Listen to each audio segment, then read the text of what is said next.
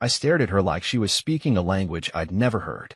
We were standing in our kitchen, the same one where we celebrated 6 anniversaries, painted cabinets together, and made late-night grilled cheeses when neither of us could sleep. The same kitchen where we danced once to no music, just drunk on wine and each other. And now?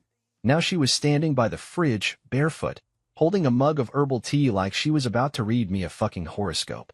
"I've been working with my therapist," Rachel said softly, like that explained everything. I didn't speak. Didn't move. "I've realized I've been emotionally dishonest, not just with you. With myself. With everyone." Her words fell into the air between us like a glass cracking in slow motion.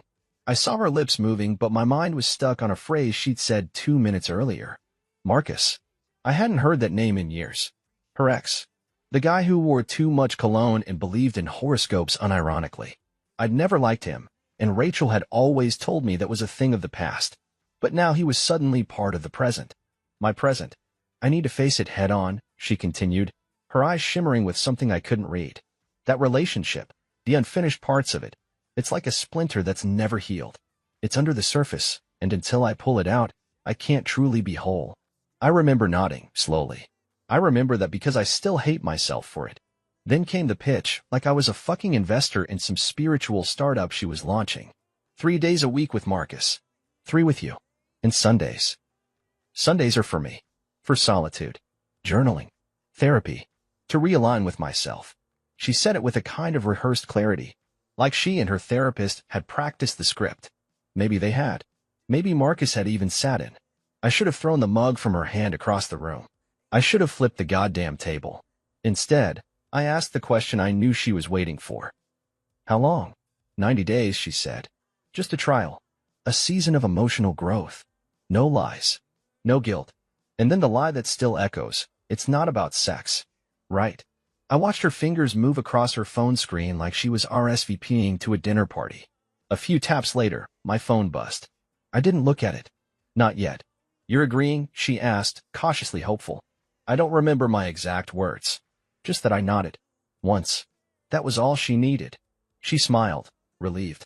As if the worst part was over. She kissed my cheek. No, not even kissed, more like brushed it. Her mouth was soft and cold. I stood in that kitchen like a corpse trying to pretend it was still breathing. Then she walked out. The silence was worse than a slap. Eventually, I picked up my phone and opened the notification. Shared calendar invite, emotional growth trial, Rachel's rotation. I opened it, and there it was. Monday through Wednesday, Marcus. Thursday through Saturday, Daniel. Sunday, personal reflection. Color-coded. Like a goddamn work schedule. She even used emojis. There was a little heart next to my name. A fucking heart. The kind you'd use for a pizza night with your friends. I sat down, staring at the screen. I zoomed in. Scrolled forward. Every week. The same. 3 with him. 3 with me. 1 for her. 3, 3, 1. Evenly sliced, like we were pieces of a pie and she was trying to be fair. That night I lay in our bed alone. Her scent was still on the pillow next to me. Lavender and regret. I didn't sleep. I just kept opening the calendar. Over and over. As if it would change. Around 3 a.m., I made my own. I opened a blank calendar app and titled it Restoration Sundays. No events. Not yet. But something had shifted. I wasn't going to yell. I wasn't going to beg. I wasn't going to become some tragic cliché of a husband left behind. No. If she wanted to explore Marcus again, fine. I'd explore too. And when I was done, she wouldn't recognize the man she left behind. The first Sunday didn't feel like anything special. I woke up alone, made black coffee, and stared at the blank calendar I'd created the night Rachel sent hers. Restoration Sundays. It stared back at me, still untouched. I'd made it as a joke. Or maybe as a lifeline. Either way, it was empty. Just like the bed beside me. By noon, I had deleted and rewritten the title of the calendar 6 times. First it was Reclamation Sundays, then Self-Reinvention, then briefly Fuck You Sundays, before finally settling on Restoration again. It sounded measured. Healthy. Like something a man who wasn't completely unraveling might choose. Around 1 p.m., I poured myself a second glass of wine and started scrolling through my contacts. Not with any real intention, more like muscle memory. I passed names I hadn't thought of in years. Friends I'd let drift. Co-workers who became Christmas card-only acquaintances. And then I saw her. Melissa Cohen. Rachel's college roommate. I stared at the name for a long time, thumb hovering just above it like I needed clearance from an air traffic controller to land there. Melissa and I had never been close. In fact, she always made Rachel strangely nervous. Rachel once accused her of flirting with me, though I never noticed anything more than the usual playful banter. But now, that accusation felt ironic. She lived in the city last I heard. Worked in publishing. We'd liked each other's photos now, and then over the years, birthdays, weddings, the occasional dog selfie. Harmless. Familiar. I tapped the name. You free for a drink? Long story, but I could use some friendly company. No pressure. I hit send. Then, like an idiot, I stared at the screen like a teenager waiting for a reply. 5 minutes later, you're in luck. I was just about to go wine shopping. Come with. I'll even let you pick the bottle if you promise not to cry on me. I smiled. First time I had in a while. She lived in a loft that smelled like fresh eucalyptus and expensive candles. Her place was warm and imperfect, records stacked unevenly, a wine opener always within arm's reach. She wore a long cream sweater and high-waisted jeans that hugged her like they had a vendetta. She'd aged in the way some women do, slower, sharper, sexier. A little more bite, a little less polish. She hugged me like we were old friends, not the kind who texted twice a year and shared a third-party connection. You look good, she said. Worse, maybe, but good. I feel like I've been hit by a slow-moving bus driven by a therapist. Melissa's laugh was sharp, almost musical. She led me to the couch, handed me a glass of something red and smoky, and folded herself into the corner like she owned the entire night already. So she said, Rachel's a lunatic. I choked on my sip. She told you. She didn't have to. I can smell bullshit from a zip code away. I felt something loosen in my chest. Not quite relief, not yet, but permission to say what I hadn't dared say to anyone else. She made a schedule, I said. An actual calendar. 3 days with Marcus. 3 with me. Sundays to find herself. Melissa stared at me, lips parted in disbelief.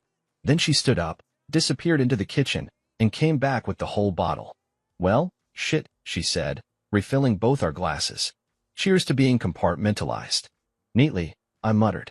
We sat like that for a while, sipping, venting, quietly reorienting the versions of ourselves we remembered from a decade ago. Eventually, she leaned back, her voice softer now. You ever wonder what would have happened if we'd met first? I turned to her. Met? How? You know how, she said, holding my gaze. You were always so polite, so married. But I saw you. She said it without hesitation. Like she wasn't confessing, just acknowledging something that had been living in the quiet between us for years. I didn't know what to say, so I looked at her, really looked at her. The way her collarbone peeked out beneath the sweater. The way her lips curved, tight with something held back. The heat between us wasn't manufactured. It wasn't even new. I used to think about it sometimes, I admitted. Her smile was slow and dangerous. And now, I didn't answer. Not directly. Instead, I set my glass down. She mirrored me. The game shifted instantly. She leaned forward, resting her elbow on her knee. You know she always hated when we got along too well. She thought I wanted you. Did you? Melissa tilted her head, eyes dropping to my mouth before drifting back up. You were married, she said. But now? You're just scheduled. The air thickened. I could feel the blood in my fingertips. She leaned in, so close her breath tickled my cheek. Want to make your own Sunday schedule, Daniel? I kissed her. It was reckless. It was impulsive. It was deliberate. Her hand slid under my shirt, her fingers trailing down my back. My mind screamed questions. Is this right? Is this smart? Is this you? But my body overruled it all. When we finally pulled apart, breathless and flushed, Melissa's smile was crooked and satisfied. Better than therapy, she whispered. I reached for my phone, opened the calendar. Under Restoration Sundays, I added my first entry. Wine and Melissa. Category: personal growth. Rachel would never know what hit her. I didn't plan it. The lipstick wasn't Melissa's brand, and I hadn't even noticed it on the collar of my shirt until I was driving home, the sun just beginning to rise over the hills. I was replaying the night in my head, Melissa's voice in my ear, the taste of wine still lingering on my lips, when the light caught it in the rearview mirror. A soft red stain, barely noticeable unless you were looking. Rachel would be looking. I almost turned around. Almost pulled into the gas station on 5th to buy a new shirt. But then I didn't. I let it be. Let it sit there like a flag planted in new territory. Thursday. Her return day. Our day. I was sitting on the couch when she walked in. She smelled like vanilla and incense and something synthetic that reminded me too much of him. Her smile was casual, almost warm, as she dropped her overnight bag by the door and kicked off her shoes like this was all normal now. "Hey," she said. "How was your week?" I looked up from my book and met her eyes. "Productive," I said, and then added, "restorative." She blinked at that, a flicker of confusion in her gaze. "That's good." She started toward the hallway, then paused, eyes catching something on my shirt. A hesitation. Her voice dipped, uncertain. "You have something on your collar." "Oh." I reached up, pretending to feel around like I hadn't already seen it hours ago. "Lipstick, maybe." Her expression tightened, just barely. A flicker in the jaw. "You went out?" I smiled, closed my book slowly. "You're not the only one exploring emotional connections." There was a beat of silence. Then she forced a smile, brittle and papery. "I thought you were taking Sundays for yourself." "I am," I said. "Turns out I'm discovering a lot about what I need." Rachel picked up her bag and disappeared into the bathroom without another word. The sound of the faucet running echoed down the hall like static. I stood in the kitchen and poured myself a glass of wine. Red. Smooth. Same bottle Melissa had chosen on Sunday. I took a sip and smiled to myself. That night, Rachel tried to initiate conversation. She pattered into the bedroom in a silk robe, one she hadn't worn in years, and sat on the edge of the bed like a woman auditioning for a role she wasn't sure she wanted. "Maybe we should check in," she said. "Like, emotionally." "Sure," I said, leaning back against the headboard. "You start." She looked at me for a long time. "It's strange," she said, "being in two places. With Marcus, it feels like unfinished business. But with you, it's familiar. Stable." I nodded slowly. "That's what you wanted, right? To balance both?" She hesitated. "Yes, I think so. It's just harder than I expected." I didn't say what I was thinking, that it must be exhausting being emotionally greedy. Instead, I asked, "Are you sleeping with him?" She looked startled, then defensive. "That's not what this is about." "Didn't ask what it's about. I asked if you were having sex." She looked away. "We've been intimate. Once. Maybe twice." I swallowed that slow burn in my throat. "Right. It's not about the physical," she added quickly. "It's emotional. You know that." "Sure," I said, and gave her a tight, measured smile. "So is the lipstick on my collar." Rachel's expression flickered. It was subtle, but it was there. A shift. A crack. She pulled the robe tighter. "I think we need to be careful." "About what?" "About this becoming a competition." "Oh, Rachel." I set the wine glass down. "It's not a competition." She relaxed a little. "Too soon. It's a countdown." I let the words hang there. She didn't reply, just turned, slowly, and walked into the bathroom. Again, the rest of the night was quiet. We didn't touch. We didn't talk. And when I woke up, she was curled on her side of the bed, facing away from me. Her breathing was even, but I'd been married to her long enough to know what that meant. She wasn't asleep. That Saturday, I saw Melissa again. She didn't ask questions. Didn't press. She just opened the door in a black V-neck tee and yoga pants, barefoot, hair up in a messy twist. And she smiled like she'd been expecting me since Tuesday. We spent the morning talking, the afternoon laughing. And the night? That night was not for therapy. She kissed me with purpose. Her nails in my back felt like punctuation. We didn't talk about Rachel. We didn't talk about anything, really, not with our mouths. When I finally left around 2 a.m., she kissed me on the porch. Just once. Soft. Deliberate. "You're not broken," she said. "Just finally bending the right way." I smiled. When I got home, Rachel was asleep on the couch. Half asleep, I should say. The TV was on. She was wearing a hoodie that used to be mine. She stirred when I walked in. "You were out late." "Lost track of time?" I said, pulling off my jacket. "With a friend." "With a mirror," I replied. She looked at me strangely. "Did you learn anything?" she asked.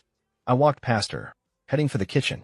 "Yeah," I said, grabbing a bottle of water. Turns out Sundays are healing me too. The idea came to me on a Tuesday. I was at the gym, headphones in, mind elsewhere. Not on reps, not even on Rachel, but on Vanessa, the name tumbling around my brain like a coin in a dryer. Vanessa. Yoga instructor. Rachel's arch nemesis from a spiritual retreat 2 years ago. They clashed over incense, of all things. That, and a disagreement over what authentic enlightenment looked like. Vanessa had called Rachel's energy filtered. Rachel, in turn, called Vanessa a judgmental narcissist in Lululemon. They never spoke again.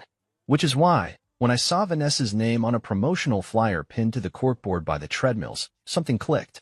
Sunday Yoga Plus Wine, hosted by Vanessa Ray. Restorative movement for the soul. And maybe a little Merlot. I showed up that Sunday. She was in black leggings and a wine-colored sports bra, blonde hair twisted into a knot high on her head. She stood barefoot on the studio floor like she owned the air around her. Calm. Watchful. I introduced myself after class. Told her who I was. Daniel, I said, extending a hand. Rachel's husband. Her smile was slow and sharp. The Rachel. The one and only.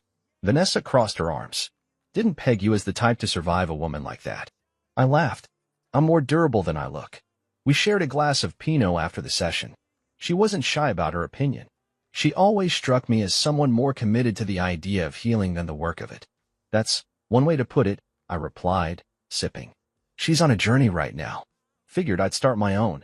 Vanessa cocked her head. And I'm part of this path? I'm not entirely sure yet, I said honestly. But I wouldn't mind getting lost a little along the way. She smirked. Then we'll just have to see how bendy your soul really is. That was the beginning. Not love. Not lust. Something in between. Curiosity, maybe. Two people orbiting the same solar flare, both a little too burnt to care who got scorched. We started texting. Casual. Witty. And she wasn't like Melissa. Where Melissa was warm and flirtatious, Vanessa was a wildfire barely contained behind glass. She challenged me, teased me, pushed me, and I loved every minute of it. The following Monday, Rachel returned. I was in the kitchen sautéing garlic. I didn't even glance up when she walked in. But I could feel it, the subtle tension in the air. Like walking into a room just after someone stopped crying. She hung her coat. Watch me. Silent. Smells amazing, she finally said. Vanessa gave me the recipe. She stiffened. Vanessa who? I turned, deadpan. Vanessa Ray. Her mouth opened slightly. You're seeing Vanessa Ray? Not seeing, I corrected. Attending her classes. Exploring new spiritual modalities. Breathing deeper. Her face froze in that practiced, perfect calm. But her eyes, those betrayed her. A flicker of something primal. You know she hates me. I don't think she hates you, I said casually, plating the food. I think she just sees through you. Rachel blinked.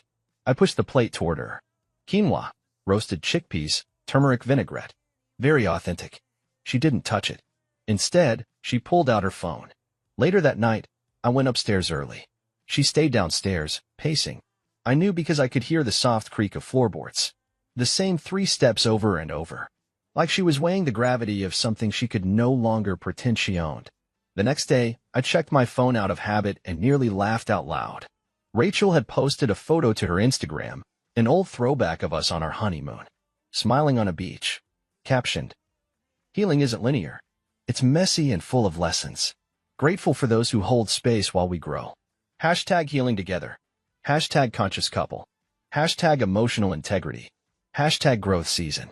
I didn't like it. Didn't comment. Instead, I sent Vanessa a selfie of me holding a glass of wine, the corner of Rachel's post clearly visible on my laptop behind me. Vanessa replied instantly. If she hashtags Sacred Union next, I'm blocking you both. I laughed. Hard. Friday night, Rachel came home from her Marcus stint early. I was reading in bed. She walked into the bedroom without a word and stripped off her top. Do you want to? She started. I didn't even look up. I'm tired. She stood there, half exposed. Vulnerable in a way she hadn't been in years. You haven't touched me in over a week, she said. Yeah, I said, turning the page. You haven't noticed me in longer. Silence. Then, is this about revenge? I looked up finally, met her eyes. No. This is about recalibration. She didn't sleep in the bed that night. On Sunday, Vanessa and I went for drinks. Not yoga. Not breath work. Just drinks. And music. Someone snapped a photo. I didn't even realize until the next morning when I saw the tag. Vanessa Ray. Barayon. Caption. Nothing fake about this energy. Tagged at Daniel.in.motion. I knew Rachel would see it. I knew she'd be checking. When I got home that evening, she was sitting at the kitchen table, legs crossed, eyes locked on the screen of her laptop. Her therapist website was open. I didn't say a word. She didn't look at me. But her fingers? Her fingers were trembling on the trackpad. She called another check-in on Thursday. We were sitting at the dining table, 2 mugs of lukewarm tea between us, both untouched. Rachel had that faraway therapist tone again, the one that made her sound like she was auditioning to be interviewed on a podcast about inner work. "I've been talking with Dr. Lynette," she said. Of course she had. She thinks the calendar might be too rigid, that maybe it's putting unnecessary pressure on the process. I raised an eyebrow. "On your process, you mean?" Rachel blinked. "Well, it's a lot, Daniel. The shifting. The emotional bandwidth. I've been feeling a little." She paused, like she was trying to land on just the right soft-sounding trauma-adjacent word. "Dissonant." I smiled. "That sounds exhausting." She didn't laugh. "I think we need to recalibrate. Maybe fewer days. Or maybe just Sundays for both of us. For self-care. It's too much, otherwise." I nodded slowly, swirling the tea I wasn't drinking. "Sure. Let's both take Sundays." She brightened, relieved. Like she'd expected resistance. "You agree?" "I do," I said. "I've already been treating Sundays as sacred anyway." A flicker of something crossed her face. "You mean what do you call them? Restoration Sundays?" "Ma'am. I thought those were just symbolic." I didn't answer. Just looked at her for a long moment. Let the silence speak louder than anything I could say. She changed the subject. "Kind of. Is Vanessa still in the picture?" "Why? You planning to invite her to your full moon journaling circle?" Her eyes narrowed. "It's not a competition." "Rachel," I said, my voice level, "you invited your ex back into your emotional ecosystem and put me on a shared Google Calendar. If this isn't a competition, you're not playing it right." That shut her up. She stood, carried her mug to the sink, poured it out even though she hadn't taken a sip. The gesture was sharp, intentional. "I'll talk to Dr. Lynette about reworking the schedule," she said over her shoulder. "Be sure to copy me on the invite," I said. That Sunday, I didn't go to Melissa's. I didn't go to Vanessa's either. I went to Lauren's, Rachel's cousin, the same one who called her a spiritual narcissist in a yoga bra at their grandfather's wake. They hadn't spoken in 3 years. But Lauren and I had always had tension. Not overtly sexual, but not that, either. There was something dangerous in the way she looked at me. Like she knew Rachel's cracks long before I ever saw them. She was staying at a boutique hotel in the city, one of those high-end, intentional spaces with reclaimed wood headboards and a mini meditation altar in the closet. Fucking perfect. We met for lunch. By dessert, she was playing with the stem of her wine glass, giving me that look. "You're more attractive now," she said, cutting into a fig tart. "More self-contained. Before, you had this puppy loyalty about you. And now," she smirked, "now you look like a man who's about to set fire to the whole system." "Maybe I am." She tilted her head. "Is this revenge?" "No," I said. "It's recovery. One conscious connection at a time." Lauren laughed, a deep, unfiltered sound. She leaned forward, eyes glinting. "You know, if Rachel finds out, she'll have a psychic aneurysm." "That's not the plan." She shrugged. "But you wouldn't stop it, either." "No," I admitted. "I wouldn't." When we got back to the hotel, we didn't rush. She unbuttoned her blouse like it was a ritual. I kissed her like it was a statement. And when it was over, when the room smelled like skin and sex and reclaimed sandalwood, I looked at my phone, opened the calendar, and added another entry. Lauren, emotional grounding level 2. Monday morning, Rachel came home from her Marcus days early. She looked tired. Her eyes were puffy. Her posture? Off-kilter. "You okay?" I asked, setting down the paper I wasn't really reading. "I had a hard time. Over the weekend." I waited. She didn't elaborate, so I didn't press. "Did you journal?" I asked instead. She hesitated. "No. I was distracted." I nodded. "It happens." She looked at me like she wanted to ask something. Like she was reaching across a chasm she didn't know she'd built. But she didn't. And I didn't help her cross. Later that afternoon, I got a text from Lauren. "Tell Rachel I left one of my earrings under your bed. Let me know when it's safe to come get it back." I didn't reply, but I left the earring exactly where it was. It started with a missed call. Monday morning, 10:13 a.m. Rachel never called on Mondays. Mondays were Marcus days, sacred territory in the temple of emotional closure. But there she was, name flashing on my screen while I was elbow deep in a French press at Vanessa's loft. Vanessa arched an eyebrow. "Better?" "Yeah," I said, not moving. "Answer it," she said, teasing. Let her hear my moaning in the background. I didn't. I let it go to voicemail. A minute later, a text. "Are you home? I just wanted to talk. No pressure." No pressure. Classic Rachel, dressed up desperation in a soft cardigan of detachment. I ignored it. Vanessa poured coffee, naked except for a silk robe she hadn't bothered to tie. She's unraveling, she said. Good. Not because of me, Vanessa added. You know that, right? I nodded. She's unraveling because for once, I'm not where she expects me to be. That afternoon, I came home to find the living room lamp on, and Rachel, sitting on the couch, shoes off, sweater draped over her arm like she hadn't decided if she was staying or just waiting to leave. You weren't answering, she said when I walked in. I was busy. Busy with her? I didn't flinch. Why are you here? Don't you have what do you call it? A soul excavation scheduled with Marcus today? Her jaw tightened. I canceled. Why? She looked at me, like maybe she wasn't sure herself. I don't know. I had a feeling. A feeling. She looked away. That something was shifting. I didn't say anything. She stood up, paced, then stopped by the window. I saw your tagged photo. You and Vanessa. At that wine bar. Oh, so that was the trigger. She tagged you, she said, almost a whisper. Publicly. Yeah, I replied. She likes people knowing who she's with. That one hit her hard. She blinked slowly, like trying to reset her nervous system. You're trying to hurt me. No, I said, sitting down calmly. I stopped trying. Now I just am. Apparently passively. You're dating my cousin and my yoga enemy. I smirked. You're fucking your ex. She flinched at the word. I leaned forward, elbows on my knees. Don't pretend you built this little experiment on some noble high ground, Rachel. You were testing boundaries. I'm just pushing back. I wasn't trying to lose you, she said quietly.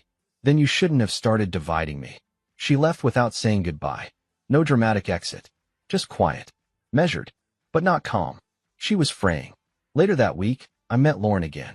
She wore a leather jacket and a sundress, that beautiful contradiction she always carried. We walked through the sculpture garden downtown, fingers brushing but never locking. She called me. Lauren said, sipping an iced espresso like she hadn't just dropped a grenade. Rachel. Left a message.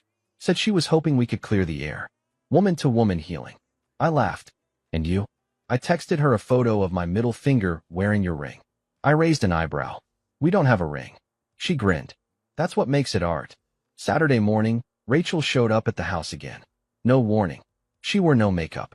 Just jeans and one of my old t-shirts. Her armor was stripped down. Raw. Human. Can we talk? She asked, standing in the doorway. I hesitated, then let her in. She sat at the table. No tea. No props. Just her. I miss you, she said.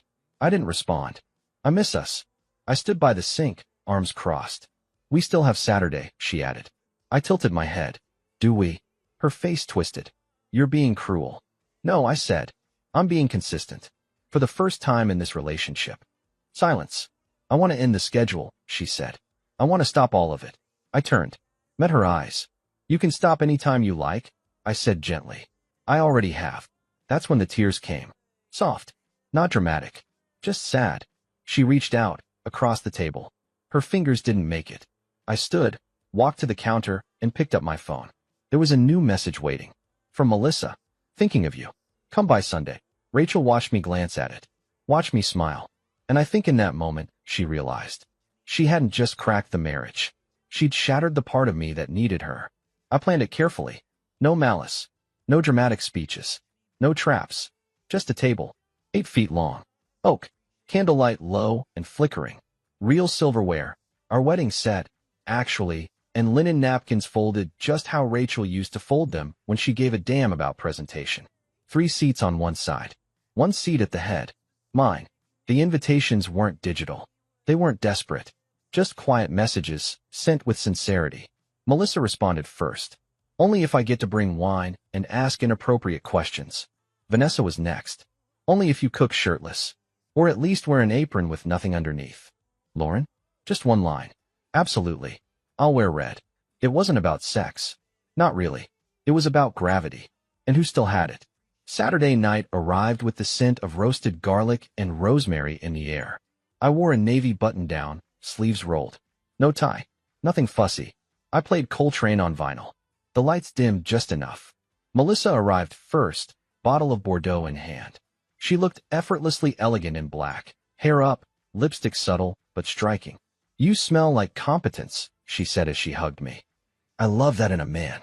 Vanessa strolled in 5 minutes later, bringing homemade sourdough because of course she did. She kissed me on the cheek.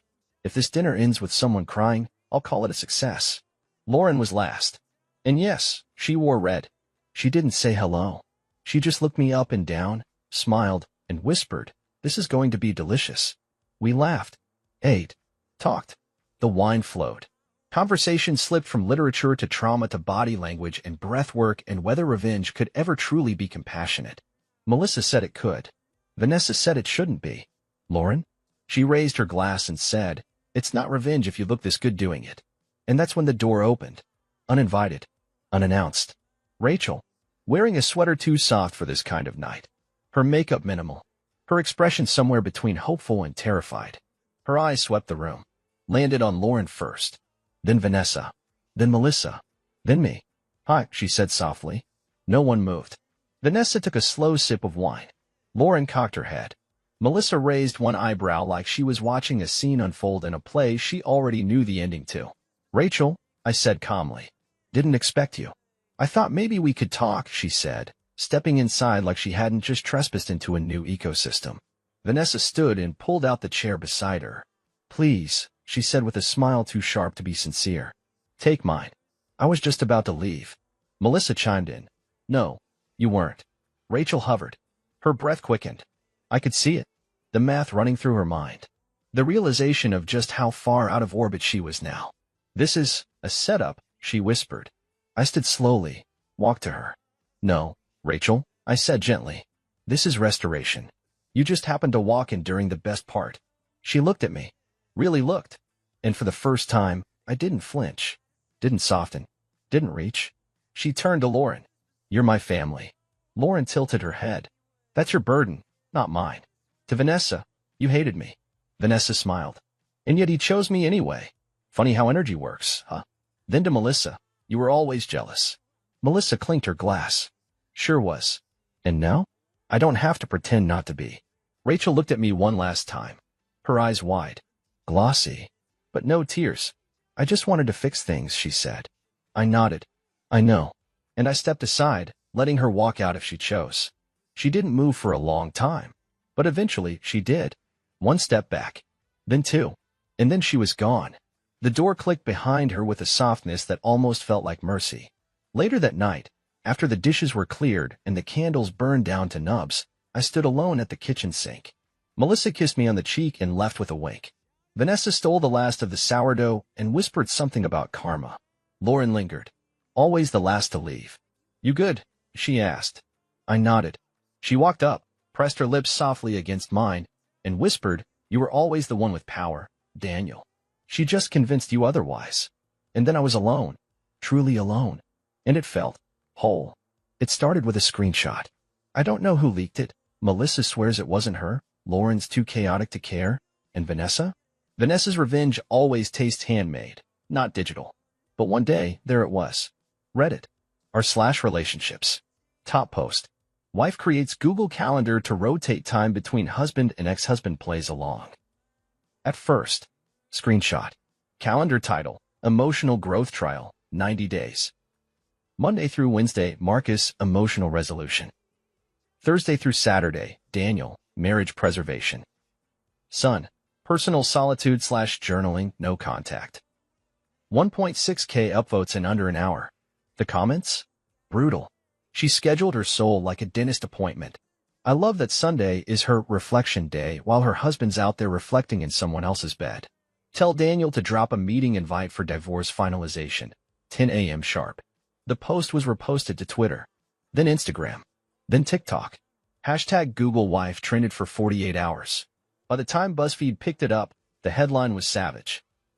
This woman put her husband on a relationship calendar. He replied with a masterclass in emotional judo. Rachel called me that morning, her voice raw and brittle. "You've seen it." I was at a cafe. Reading. Calm. "I have." "You didn't leak it?" I closed my book slowly. "Rachel, if I wanted to destroy you, I wouldn't need the internet's help." Silence. "They're quoting me out of context," she said, voice shaking. "They don't understand." "They understand perfectly," I cut in. They understand that you divided your heart like a spreadsheet and thought feelings could be sorted by color code. I was trying to heal. No, I said. You were trying to have your cake, eat it, and order dessert from your past. She hung up. By Thursday, she'd been pulled into HR at her office. Apparently, the buzz had made its way to a client's inbox. Perception issue, they told her. Her therapist, Dr. Lynette, dropped her. Unresolvable boundary violation, the email said. I can no longer ethically support this process. Even the yoga studio Rachel used to frequent, before Vanessa blacklisted her, emailed to revoke her membership. In alignment with our values, we are choosing not to support polyfragmented energy disruptions in our sacred community. Translation. We saw the memes. Don't bring your mess here. I didn't reach out. Didn't need to. The silence was louder than anything I could have said. I spent Sunday with Melissa. We made pasta by hand. She danced barefoot in my kitchen, laughing at how bad my technique was. I kissed flour from her cheek, slow and sure. That night, I checked Rachel's old shared calendar one last time. It was still active, still neatly color-blocked, still pretending life could be organized like a conference room. I clicked the drop-down. Leave calendar. One click. Gone. Monday morning, a package showed up on my doorstep. Rachel's handwriting on the label. Inside, a notebook, leather-bound. Her old therapy journal. A sticky note inside read. Maybe you'll understand me better if you read the unfiltered version. If there's anything left to salvage. I hope it's in here. I set the notebook on the shelf. Didn't open it. Didn't need to. Because I already knew the truth. She didn't write that journal to find herself. She wrote it hoping I'd one day forgive her before she had to. She showed up in the rain. No warning. No text. Just the sound of soft knocks on the front door and the dull, gray drizzle dripping off her coat. I opened the door and stared at her. Rachel. Soaked. Eyes glassy. Hands trembling at her sides like she'd been rehearsing this moment for days and still couldn't remember the lines. I didn't know where else to go, she said. I stepped aside. Didn't say a word. She walked in slowly, shedding her coat like it weighed 50 pounds. Her clothes were clingy and wet, and her hair was stuck to her cheeks. She looked nothing like the confident woman who'd once stood in this very kitchen, pitching me her healing schedule, like it was some revolutionary idea. Now she looked like someone who'd finally run out of belief. We sat across from each other at the kitchen table. The same table where she'd once explained how Mondays belonged to Marcus, Thursdays belonged to me, and Sundays were for personal alignment. Now, her voice shook. I want to stop, she said. Everything. The schedule. Marcus. All of it. It was a mistake. I see that now. I didn't flinch. Marcus dumped me, she added, like it meant something. Well, stepped away is how he put it. Said he didn't want to be a part of someone else's healing journey. That it wasn't fair to him. She laughed. Bitter. Hollow. Ironic, right? I destroyed our marriage to chase closure, and he couldn't even stick around for the wreckage. I folded my hands together, resting them on the table. I'm sorry, she whispered.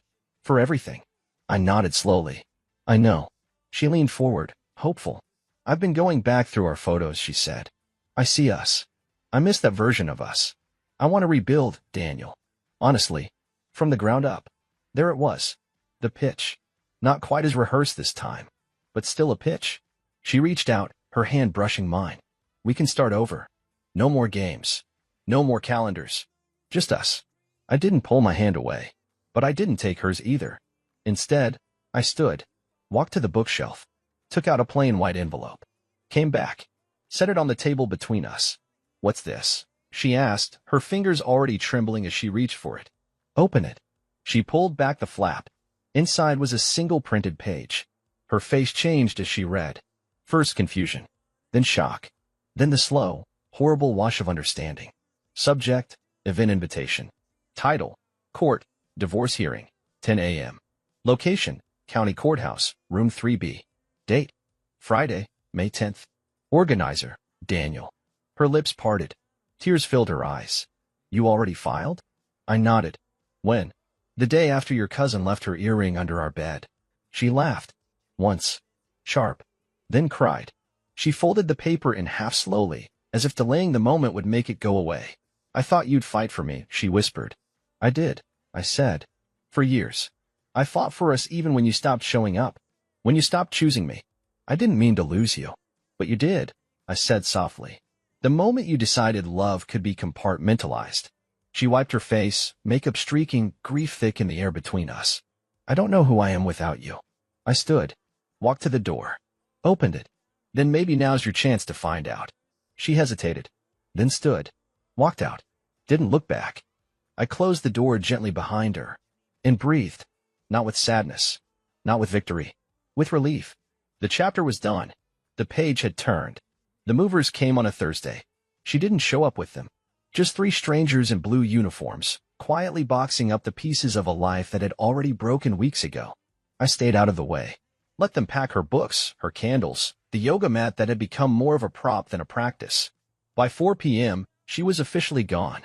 The house felt quieter, not empty, lighter. I walked into the bedroom and opened the closet. Her side was bare. No more color-coded hangers.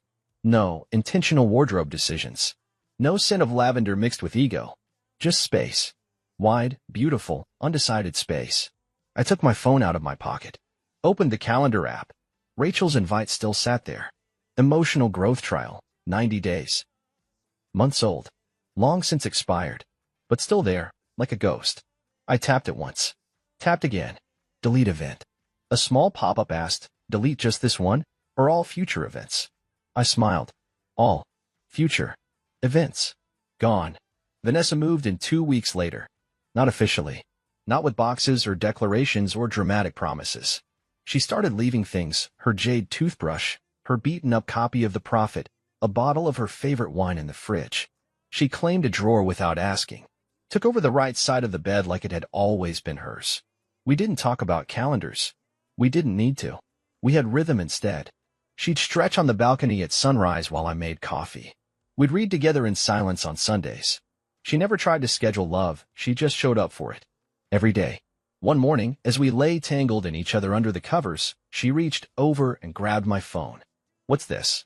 she asked. She was looking at my home screen, where one last calendar remained, pinned to the top.